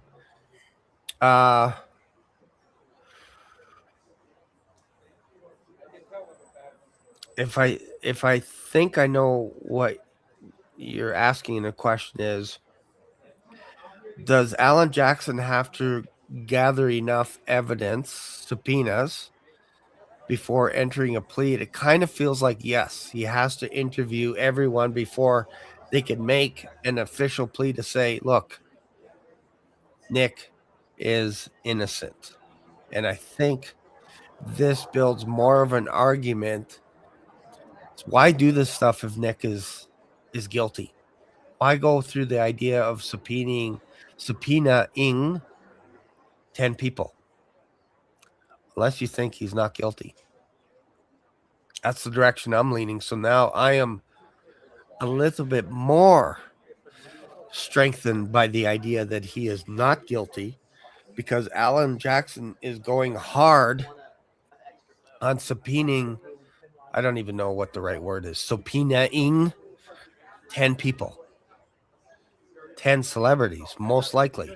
I'd like to see what TMZ comes up with now, because they're going to find these 10 people now and say, oh, is this guy, or whatever. Like, the more TMZ dives into this, the actually more it destroys the prosecution, because TMZ is the one that started this whole mess with the Christmas party, started this whole mess with Romy saying that her brother Nick should be a suspect, that Michelle gave a dying declaration, and none of that is true. So now the prosecution's in trouble because TMZ ran with lies and everybody bought it. Everybody's like, he's guilty. He's guilty. Just telling you. Just trying to be honest here. And it's easier to be honest than it is to try and remember how many lies you've told. That Alan, is. what's your code to your phone? What's your code? Yeah, can you tell it out loud? Say louder. Like, how dumb is this guy? What's your code to your phone? That's actually funny. Someone else caught it. They're like, say it louder. Anyways.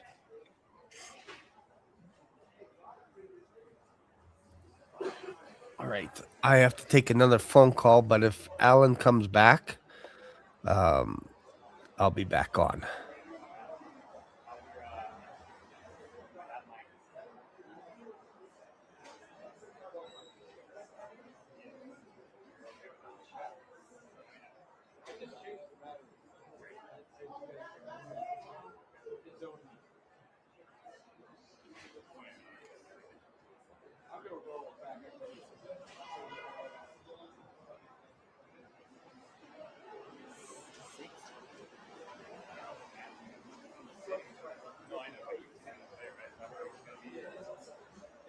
It's short, but it should just be in.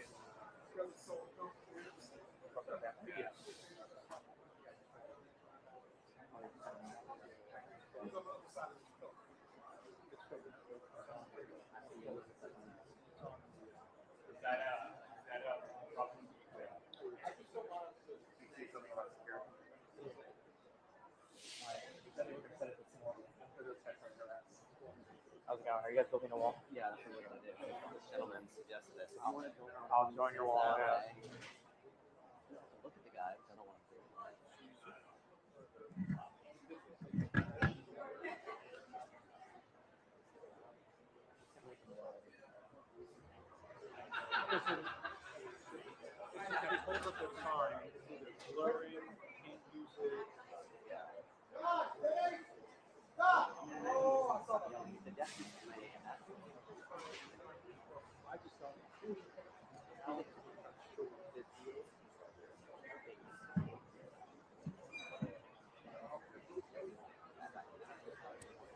Isn't this exciting? Aren't you guys excited right now? Yeah, I think the family will definitely play a part in this. What everyone is assuming, and you know what happens when you assume, is the family is against Nick. When I think Romy and Jake hired Alan Jackson to defend their brother, because again, every interview that you see, Rob and Nick love each other immensely, respect each other. So if you look at it from the perspective that Romy and Jake hate Nick, you're going to be like, this whole case is so confusing to me, because why don't they just try Nick right away? Well, perhaps Nick is innocent, and perhaps Jake and Romy want their brother to be tried properly, because this is somebody's setting this guy up. Somebody's framing him. And I've said this from day one. So if Alan Jackson says, look, there's no plea today because we need to subpoena 10 plus people at the Christmas party, because that's the only place that we're getting evidence. It's funny, right? Like, don't you have cameras? Can't you just show the camera? Unless somebody turned off the surveillance cameras with the Four Lions security, I mean, a security company. People say, Shane, you're going to get sued for accusing Rocco. Shane, you're going to get sued for accusing the Four Lions because you're lying about Rocco. Rocco was sad when he found out that Rob and Michelle were murdered. He was so sad. Yeah, that's why he turned up a day later and said to the LAPD, if I could help anyone out, I got the codes. I got the access codes to allow you in and out of the house. I'd be the police. I'm like, oh, so it wasn't Nick that had the only access to the house and the family. Nick, Romy, Jake. It's actually Rocco. So when did you last work for Rob? Oh, it's been about a year or so. He fired me. Oh, interesting. And you still have access codes to his home? Yes. Oh, okay. But you're not working for him? Yes. Oh, okay. Yeah, you're gonna get subpoenaed. I just have that feeling you're up to no good right now. And when did you get your limp? Yesterday at badminton practice. Oh, really? So you're okay before that? Yeah. It happened around the eve of I was playing badminton after Conan O'Brien's Christmas party. Oh, interesting. Obviously, I'm making that stuff up about the badminton, but he does have a limp. And if there's no limp by the time of this trial, by the time he gets subpoenaed, I'd be like, how did you get your limp? Because you showed up without a cane in front of the LAPD saying that you can help them get in and out of the house. And that if you can let Romy and Jake know that I have friends all around this neighborhood and I'm here to help because I'm the assistant. If that doesn't make you suspect, I don't know what does. So by my count, I have Conan O'Brien subpoenaed. I have Bill Hader subpoenaed. I have Billy Crystal subpoenaed. I have maybe Billy Crystal's wife if she was at the party. Let's just leave her off the list for now. I have Jane Fonda because it was alleged that she was there at the party. I have Jake Reiner. I have Romy Reiner. I have Rocco. That's probably number 4 that he's having a problem with, saying, I need to subpoena number 4 and I'm having issues with number 4. Can you help me out, Judge? I need body attachments, whatever that means. I should look that up, what that means, because I don't know what that means. Bear with me. Oh, hang on. Who's that? Hang on. There he is. Okay. Shh. I said shh. Excuse us. Yeah, right here. Good morning. As you know, my name is Alan Jackson. This morning, I had to withdraw as Nick Reiner's counsel. Oh, wow. Circumstances beyond our control, but more importantly, circumstances beyond Nick's control. Wow. Have dictated that, sadly, it's made it impossible for us to continue our representation of Nick. Wow. Didn't see that coming. I'm legally and I'm ethically prohibited from explaining all the reasons why. Wow. I know that's a question on everybody's mind. Yeah, wow. We expect the public defender to step in. They've already been appointed and very capably protect Nick Reiner's interests as he moves forward through the system. But be clear, be very, very clear about this. My team and I remain deeply, deeply committed to Nick Reiner and to his best interests. In fact, we know, we're not just convinced, we know that the legal process will reveal the true facts of the circumstances surrounding this case, Nick's case. You know, a lot's been printed of late, over the last 3 weeks. A lot has been printed about Nick, printed about his family, printed about the circumstances. Speculation is in print. On December 15th, in the early morning hours, I was in New York at the time, and I got a call.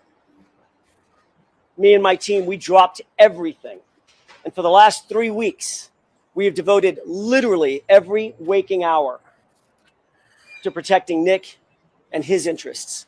We've investigated this matter top to bottom, back to front.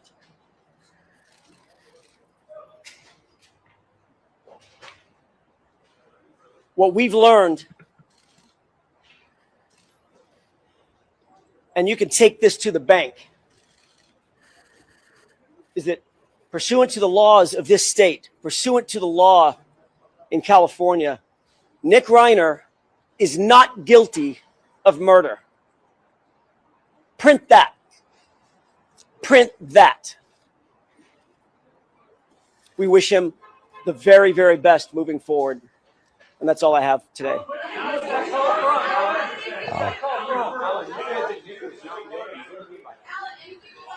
Crap. I didn't see that coming.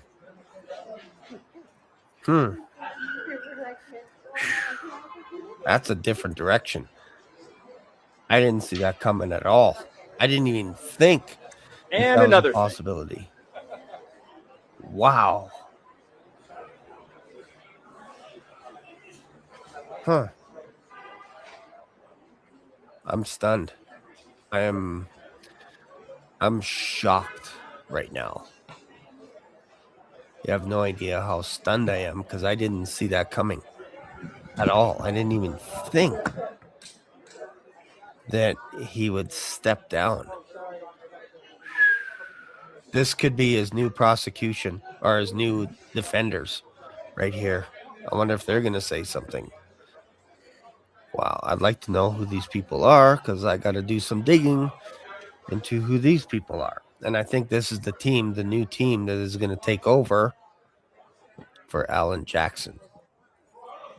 Wow. It's crazy, man. This is just a crazy story. Yeah, I'm totally shocked right now because I did not see this coming.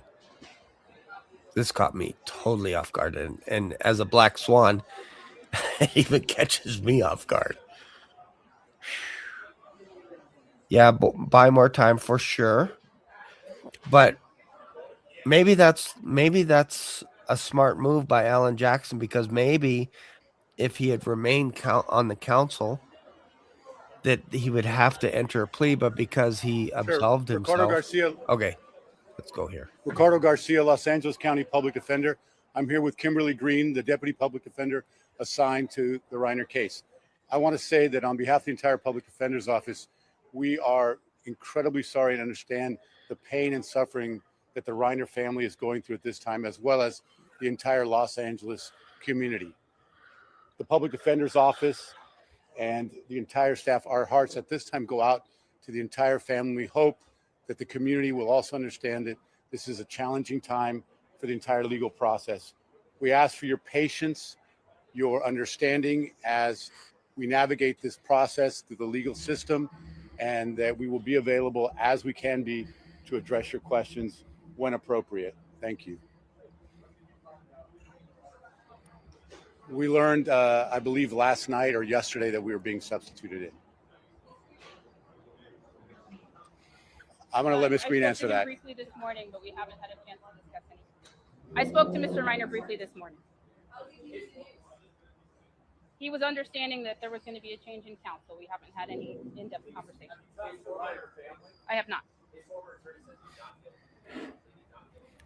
We'll discuss that with Mr. Reiner and see how to proceed.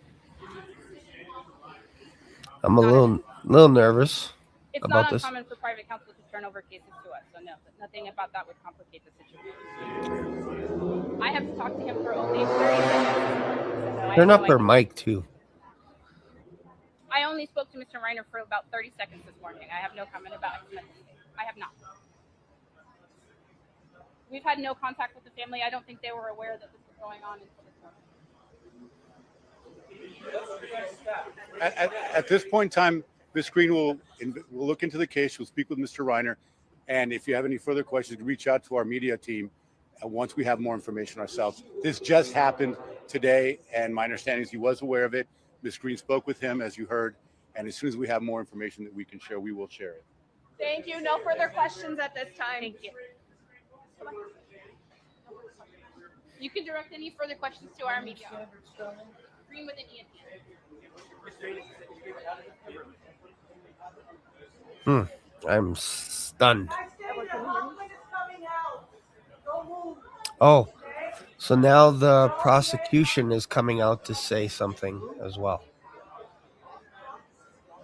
Well, I think the main reason is to allow time to do a proper investigation. That would be the only thing that I could think of, the reason why Alan Jackson stepped aside, and he said he still will be available for Nick, which is interesting.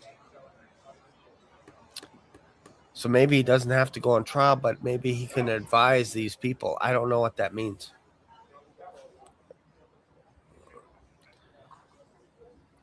Good morning. My name is Nathan Hockman. I'm the District Attorney of Los Angeles County. With me is Habib Balian. He is the Assistant Head Deputy of Major Crimes. He will be prosecuting this case.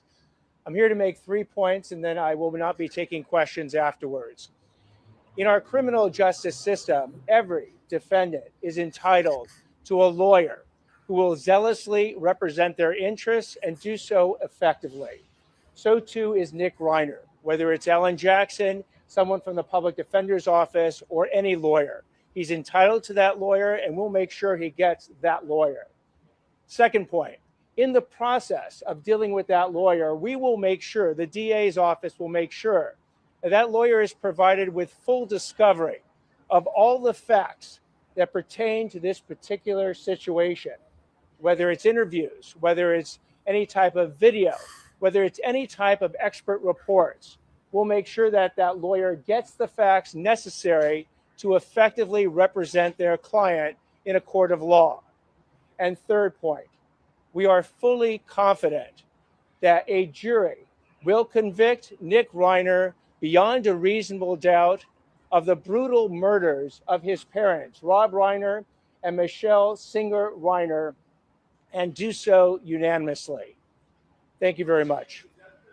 Have you spoken with the family?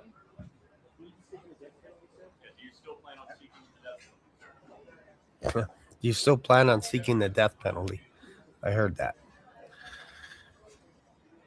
Wow, this is a turn of events for sure. So I think what's going to happen now in the news, if TMZ gets a hold of this, they're going to be like, again, I'm going to predict the narrative. Here's what's going to happen. All the media outlets, 99% of them except for us, is going to say the reason why Alan Jackson stepped down is because he found something on Nick that proved that he was guilty. And they're going to run with it. They're going to run with it till February 23rd. And I don't know if this is going to be the final counsel, because it's interesting that it's public counsel, a public defender, which seems like to me that's a little bit more generic than specialized, until perhaps Nick can find a proper lawyer that is as good as Alan Jackson, would be my guess. So on February 23rd, we could have an announcement of a new lawyer, and we might be all excited going, oh, wow, I thought Alan Jackson was good, but this guy's even better. Because if it's just public defenders, I'd have to look into this a little bit more. I'm a little bit more nervous for Nick, but I'm also taking Alan Jackson at his word to say that, look, this doesn't mean that Nick is guilty. In fact, print this, not guilty. But they're not going to print that. They're not going to print it. They're not going to run with that. So I think what's going to happen in the next week or so is going to be more lambasting of Nick. More, it was so bad and so rotten. Nick was so devious that even for Alan Jackson, he had to step down. Because remember, folks, he tried Karen twice, or he was part of the second trial, and he got her off. But for some reason, Alan stepped down quickly. And for me, that feels a little bit weird. I'm just being honest, that I didn't see this coming, that Alan would step down. So I don't know what to say Honestly, I don't know what this means. I have to do some more digging and investigate this because this is not an admission of guilt. And like the public defender said, this happens all the time. I've never heard of it happen before. But this is taking a whole nother turn. And like I said, like they're just gonna be lambasting Nick for the next 2 to 3 weeks. There's gonna be zero mercy now because now they got a sniff of, okay, Alan stepped down because he was nervous. Like they're just gonna start throwing things against the wall, and whatever sticks is going to be what we're going to be led in a direction all the way to February 23rd. So buckle up. Yeah, not guilty according to the law, not proven guilty in court. Could it be a money issue? Maybe. It's possible. It is possible. But I think with Karen Reed, Alan Jackson took it at a little bit of a discount. So I think maybe perhaps, okay, this is cut. Well, I guess that's it for that. They cut the feed. Oh man, how do you summarize this? I think, can you guys still hear me all right? Because I know they cut their feed. Can you hear me? Testing 1, 2, 3.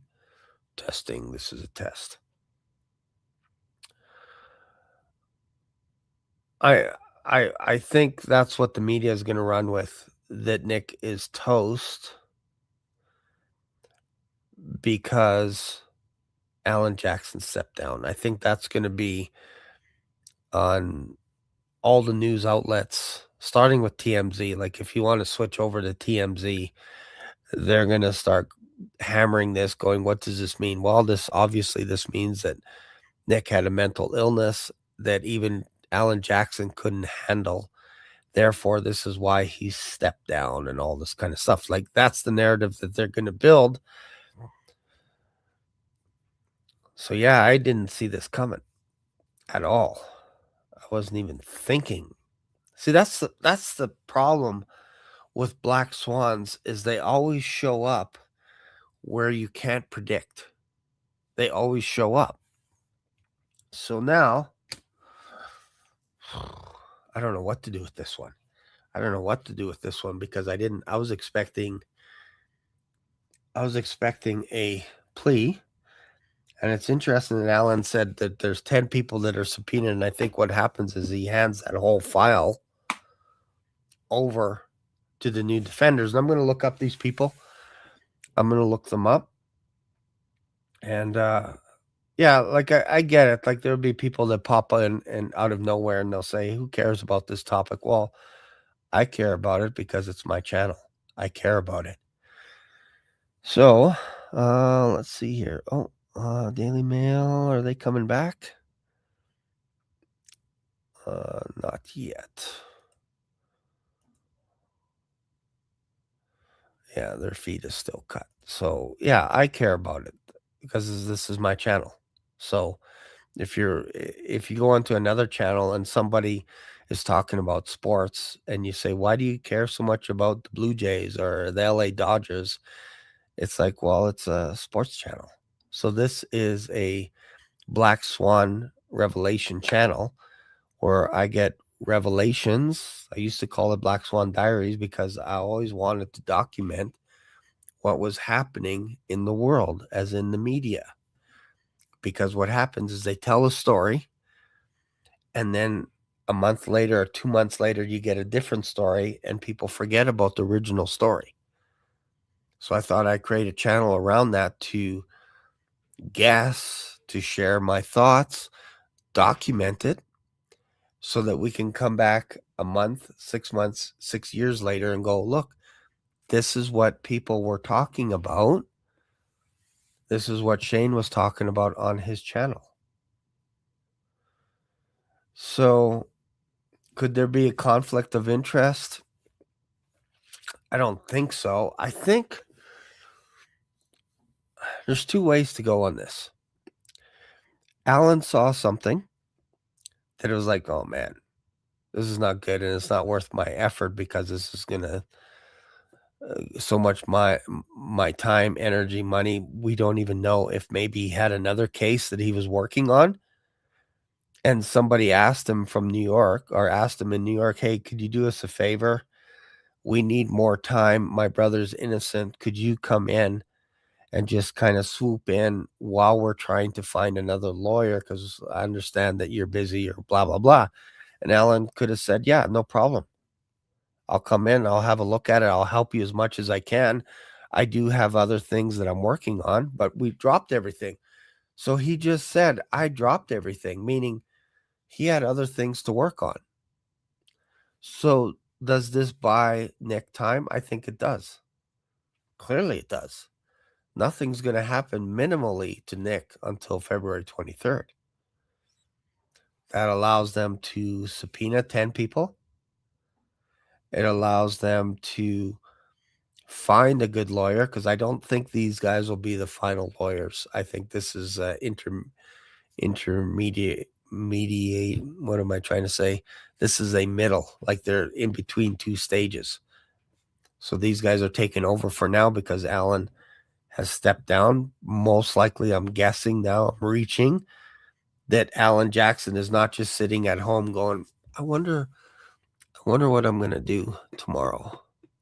I wonder, because I don't have Nick's case. I guess I don't know what to do now. I don't think that's the case. I think Alan was busy with other cases and said, you know what? February 23rd is enough time for any decent lawyer on the planet to be able to go through the evidence, because it just happened in one night. So it's not like you have to go through years of data to figure this out. All you need is the video evidence from the home, and all you need is the video surveillance of the hotel, and you need to subpoena everybody at that Christmas party. That's it. If you can do that, any lawyer, I could take over the case and ask the right questions and say, look, what did you say?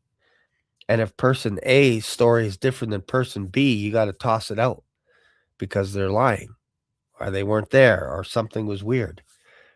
If there's no footage at the home, now you got he said, she said. Who had access to the surveillance or the security cameras, and why was it cut? Who cut it? Oh, Rocco sent the security team. I know I'm reaching there, but I'm just throwing this out there. He had access to the place. He had codes, all this kind of stuff. Unrestrained access. So moving forward, what I am going to do is I'm going to need a little bit of time. I'm going to need a little bit of time to dig into this, why this happened, how this happened. In the meantime, expect TMZ and all these other networks to say that Nick is guilty. That's why Alan Jackson stepped down. So that's what I'm expecting. So I'm going to need a little bit of time to soak this in. And I'm going to make a video on this probably Monday or Tuesday of next week. So you want to join then. In the meantime, I'm going to switch channels. I'm going to flip over to a little bit more of a Bible study. And I'm going to be putting Jesus Christ to trial. So I'm going to be talking about the trial of Jesus Christ and how an innocent man was tried and executed. So I'm going to be working on that and talking about that because, again, a lot of my audience is in America and a lot of my audience is Christian as well. And I did as much as I could on this court case. And now it's taken quite a bit of a twist. It's like you don't get any answers. It's like there's no closure today for the family. There's no closure for Nick or any of my audience or anything like this to show that, hey, he's absolutely 100% guilty or he's absolutely 100% not guilty. This is just like it's almost like a black swan boomerang got tossed into the mix that I didn't see coming. So I have to sit down a little bit, contemplate, and and see what I can come up with over the weekend in regards to what this could mean in regards to switching lawyers. And is there a potential for a new lawyer? What is the public defenders? Who are these people? All this kind of stuff. So I'm gonna park it for a few days. I'm gonna park it for a few days because, again, I didn't see this coming at all. And I need to do some due diligence on it so that I know, or I can at least have a conversation about what could happen next for this one. So I hope you'll join me tomorrow as we dive into basically putting Jesus Christ on trial as according to the Gospels. So we're going to be diving into that. And I think this will be a fun study as well. Give you a little bit more to think about over the weekend. And I hope you guys will come back and join me tomorrow. Thanks again for hanging out with me for the last couple of hours. I really appreciate you guys. I hope you continue to subscribe to my channel, leave a comment, and we will see you in tomorrow's video. Bye for now. Black Swan Revelations here on YouTube brought you today's mind-bending journey. Dive into the discussion, your comments, questions, prayer requests, and powerful testimonies of Jesus' love are what fuel this community. Did today's episode hit home? Smash that like button. New here? Subscribe and ring the notification bell so you never miss a live stream or a video upload. Thanks for being part of today's adventure. Catch you in the next video, or maybe even in the clouds. Stay curious, stay blessed.